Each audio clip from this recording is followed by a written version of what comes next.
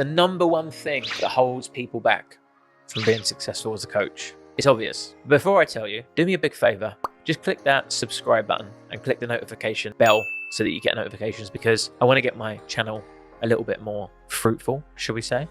And you'd be doing me a big favor for doing that. The social media stuff to get the clients is difficult, but it can be learned. Sometimes it can be difficult, sometimes it can be easy.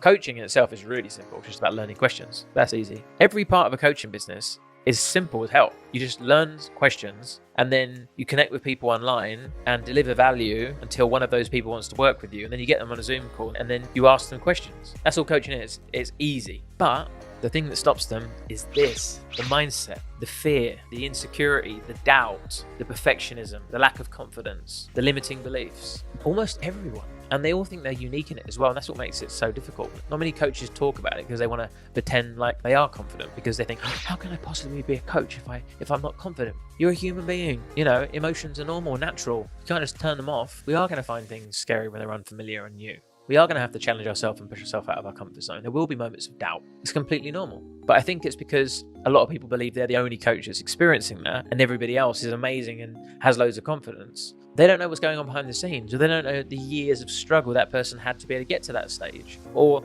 they might be displaying one thing that looks like they've got their stuff together, but then they might have a million and one other really bad things behind the surface that you're unaware of. For example, you might see someone really confident on camera and think, wow, they're so confident on camera, they smash it. But yet behind the scenes, they think they're an awful coach and they don't have any clients because they don't want to coach people. Or they don't have the confidence to actually charge and quote someone for a coaching program. Don't compare, because you don't know what's going on. But the biggest thing is this. So every coach needs a coach. The good thing about coach training is you do become your own client and you do learn some techniques to a certain extent, but you have to get someone to run them through with you. Just learning them isn't quite enough. You have to really apply them to yourself and embody them. So that's just the truth of the matter. It's not an exciting answer to give you. It's a pretty obvious one, but it's the fear-based stuff. But the thing that I'll always say is, it doesn't matter. Something that won't matter in 5 years is not worth spending 5 minutes thinking about. In years to come, social media won't even exist. You know, that social media platform will be a different one. It will be like Facebook will be a meta and it will be on virtual reality, and all your posts that you made will be gone. All the people that you used to worry about, you won't be in contact with half of them anymore. Some of them may be dead. And none of this will matter. And the only thing that will matter is if whether or not you lived a good life and you went after the things that you want in life and you did the things that bring you fulfillment and happiness and purpose, and that you were proud of yourself for taking bold and courageous moves, even though you had the fear and the doubt and the lack of confidence. I've never met a coach in my life that didn't have some form of fear, doubt, or lack of self-confidence in some area. Some people will have some errors that they've got nailed in. There's always something, especially when they're new, because it's unfamiliar. Things are scary when they're unfamiliar. You don't know how that's going to go. It's going to be life-changing. Life-changing things are scary, whether they're good or bad. Even the fear of success is scary to some people. So the number one thing that holds coaches back is that. Get yourself a mindset coach. Work through those things. And the best advice I can give anybody is, I don't want to swear because I want to make it friendly for YouTube, but just effing do it anyway, because it doesn't matter. There's an acronym for fear, which is F everything and run, or F everything and recover. Now, we use that in the drug and alcohol meetings that I used to go into. So you can either run away from your problems or you can recover from your problems. Something like lack of self-belief and insecurity and doubt and imposter syndrome and fear of failure, they are serious issues that are holding you back in your life. And you need to recover from them. They're almost mental illnesses. They're mild mental illnesses. They're affecting the health of your brain. So face everything and recover, rather than the word fear.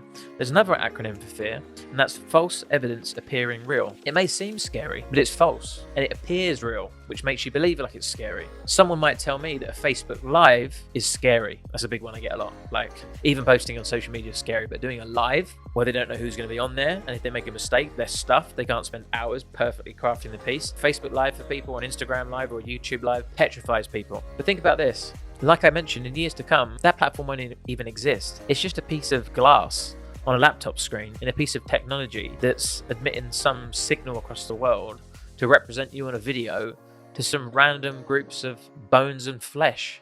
Like, what does it really matter? It might appear real.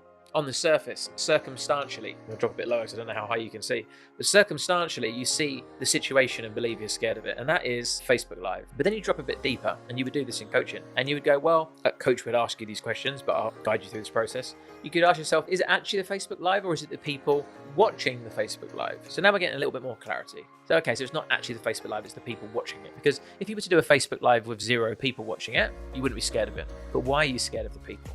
You're scared of what they're going to say. Now, first of all, what type of people are we talking about? Because if it's just one person, this is quite a practical change we can make now. If this is your ex-boyfriend or your boss, block them and delete them, and practically the problem's now gone. But let's not go practical, let's go a little bit deeper. So we know it's the fear of what people are going to say. But why is that scary? The way it's going to make us feel if they say something that's condescending, or they laugh, or any comment that you don't like the sound of. It's going to make you feel judged, it's going to make you feel inadequate, it's going to make you feel humiliated, and we don't want to feel like that. And there will be times where you felt like that before and you've told yourself you're never going to go back there. So we avoid anything we can to avoid those discomforts. Any judgment, shame, embarrassment, humiliation, if that's going to happen, I'm not getting involved because last time it was horrendous. So that's what you're actually scared of. But then we could go deeper. I know you can't see because the microphone's here, but you can go deeper than that, because are you actually scared of what the people say? Because really they're just words.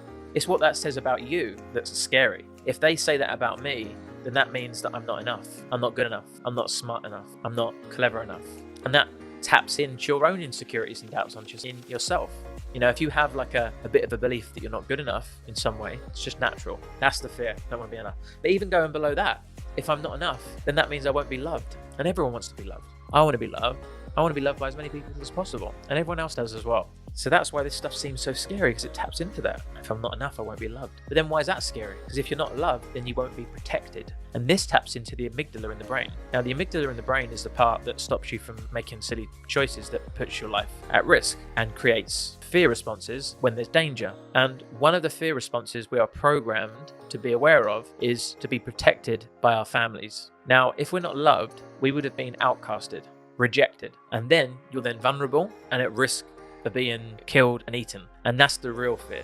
Now, the reason why I wanted to bring your awareness to this is you're not scared of a Facebook Live. Your amygdala's firing off because it feels like there's a threat, but actually, once you dig a little bit deeper, you realize it's just wanting to be loved and protected. And as long as you always remind yourself that you are loved and protected, you don't have anything to be scared of. In fact, I can tell you, you're loved and you're safe. And you can tell yourself, I'm loved and I'm safe.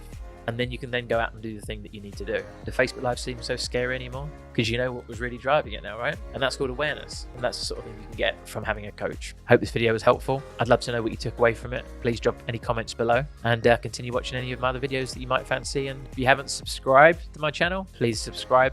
I'd love to build a little community and get to know you guys. Over and out. I'm Raymond Taylor, and I'm going to show you how to create a freedom-based online coaching business from scratch.